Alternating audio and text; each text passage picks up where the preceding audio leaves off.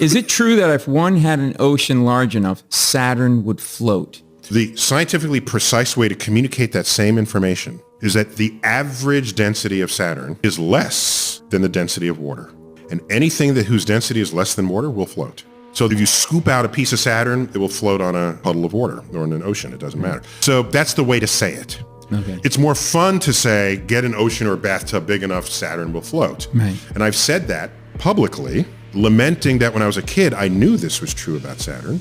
And all I ever had in the bathtub was a rubber ducky, and I really wanted a rubber Saturn. So later in my life, we come back to my office, someone mailed me a rubber Saturn. So the problem is, if you had a lake bigger than Saturn to put Saturn in, the whole lake would collapse into Saturn. Saturn will pull the bathtub into it, and it'll become part of Saturn. Oh, it's got the suction power. Well, yeah, it's called gravity.